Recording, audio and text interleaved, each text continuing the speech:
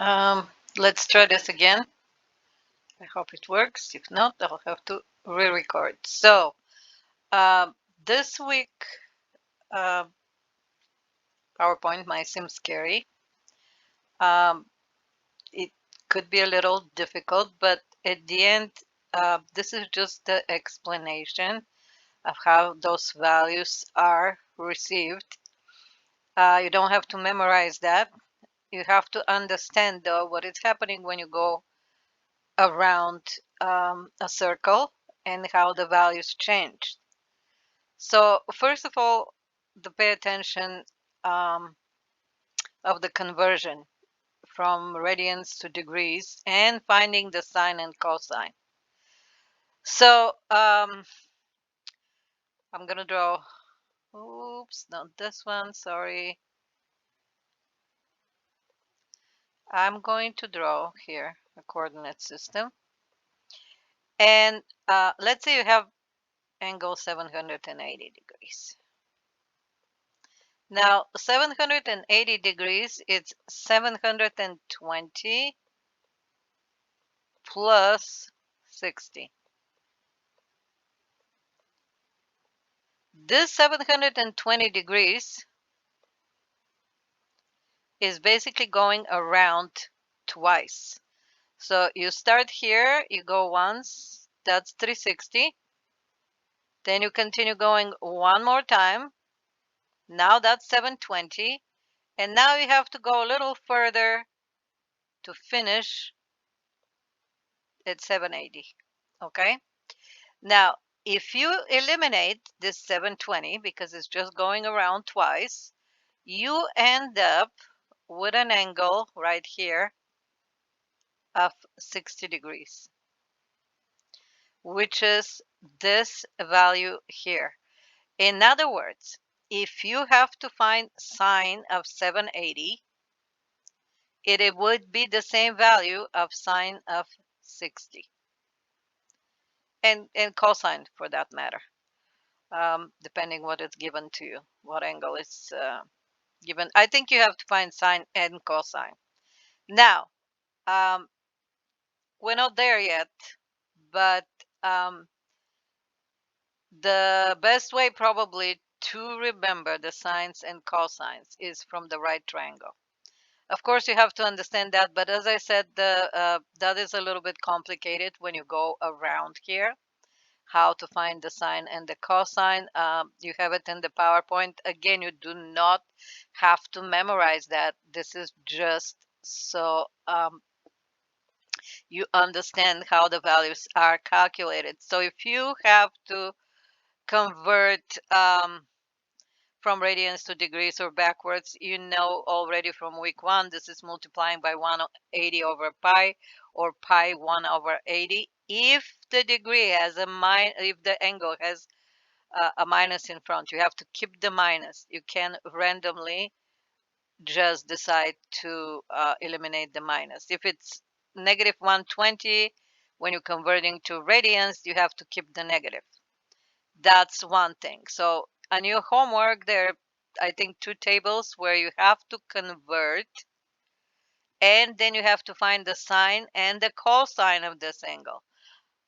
Please do not use calculators. Unfortunately, calculators are not that smart when it comes to trigonometry. There are different tricks.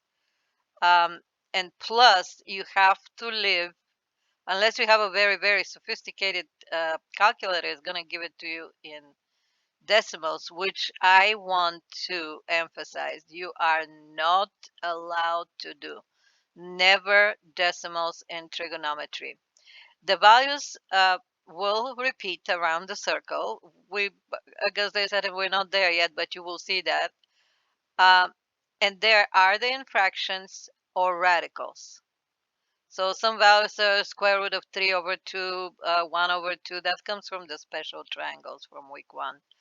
Or they could be 1/2, or they could be -1. But they have to be either fractions or radicals. Absolutely no decimals. And as I mentioned, if you have some big angle, you have to find um, a coterminal angle by subtracting 360 maybe several times uh, until you get to an angle that is small enough of which you can find the sine and the cosine.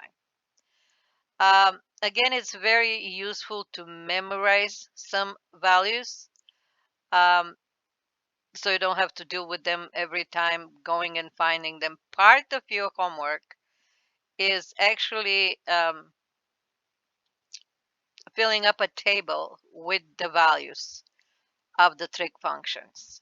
Notice that in week 2, I also posted such a table, so you can just directly get the values from there. The idea of the last table is so you have them in one place, make sure they're correct though, so you can always refer to them. The thing that I'm mostly going to pay attention to here is the right triangle trigonometry, because this is the one that you're probably going to use the most. There were several approaches to trig functions. I hope you understand the concept of the trig function. They could be a right triangle trigonometry, it could be a unit circle. They're different approaches, although the values are the same. So I'll specifically pay attention to the right triangle trigonometry, um, because there's several tricky points that you might miss. So you have a right triangle, and your homework here, this right angle might be a little shifted, but it's kind of obvious where it is. So it might be, just the printout is this way. So it could look something like this, okay? Just a little shifted, but no, this indicates right triangle. Also, the angle.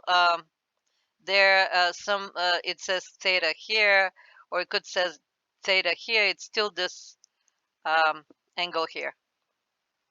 So I want you to understand one very important thing. When you're dealing with a right triangle, the labeling is crucial. Get into the habit of labeling the triangle correctly now before you get in trouble. So, of course, you can label it anything you want: A, B, C, C, D, A, K, L, M, doesn't matter. But once you name with some letter the different angles here, now the sides, the opposite sides here, are the same letter but the small one.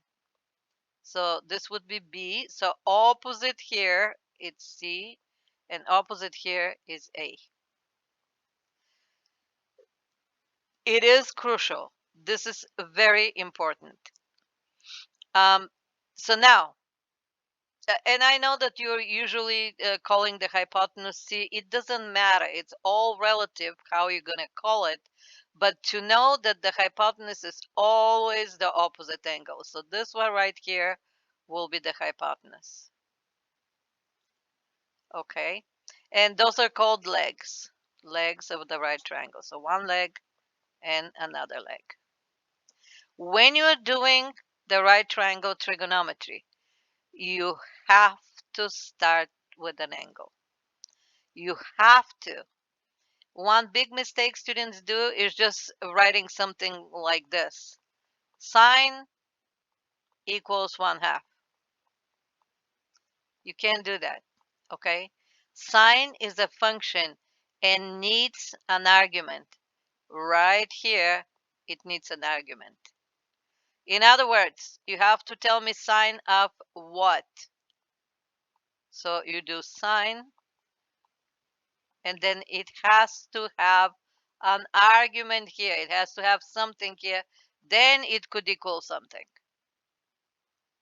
It is the same like telling me square root equals 5, right? Without putting an argument here.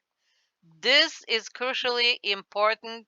I know and I know some of you still gonna make that mistake and still gonna write just sine, but try to always remember to put an argument there. So if you're working with the right triangle, you have to start with an angle. And let's say you're working with angle B, okay? And now, in relation to angle B, you're going to have opposite, adjacent, and hypotenuse. Hypotenuse is always hypotenuse.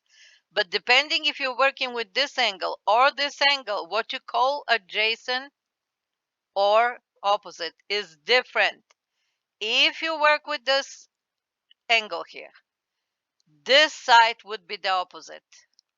This would be the opposite side. And this one here is going to be the adjacent. If you're working with angle C here, though, you can work with the right angle, right? With the right angle of the triangle for different purposes. If you work with angle C, though, then this becomes here, for angle C, this becomes the opposite, and this becomes the adjacent. So very careful.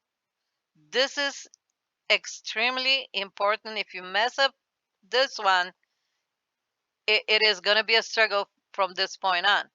So, for example, let's get some numbers. I'm looking at the time also because can't record more than 15 minutes. So let's get this, and let's say that just let's make it simple. Hypotenuse is 5, one of the legs is 4, and the other one is 3. So now it is very important which angle I'm working with. So let's say I'm going to work with this angle. I'm just going to call it, let's say, A for now, just for the purposes of doing this. So then, in that regard, with this angle, again, remember, you can't start doing anything with the trig function until you choose the angle. The angle will be given to you. But in any case, you have to start with an angle. So now, by definition, this is the so-called Stochastic. You're going to see it there. It's explained in the PowerPoint. Then the cosine of angle A. Notice I have an argument here. Without it, nothing happens. So cosine, by definition, is adjacent over hypotenuse. So in this case, it's going to be, what is the adjacent? 3 over hypotenuse 5. Sine A is opposite over hypotenuse. Opposite of angle A. It is relative. Again, the adjacent and the opposite are relative depending on which angle you're working with. So if it is opposite, the opposite side to A, it's 4. So that is going to be 4 over 5. Now, all you need to do is find the cosine and sine, and then you can, if you're asked, you can find all the other functions. Tangent is sine over cosine. Cotangent is cosine over sine. Secant is 1 over cosine. Cosecant is 1 over sine. So they all have some relationship which you have in the PowerPoint. So you should not have problem with that. And I really hope you're following up and you're reading, and I'm here emphasizing only on the things that I anticipate you're going to have problems with. So this is it for now. Please communicate with me. Check for announcements daily. Things might change. I might come on campus, or at least I could do online session during class hours. Right now, I am at the doctor's any minute getting calls and call to the doctor's office or dealing with a lot, guys. But as I said, things may change, so check often.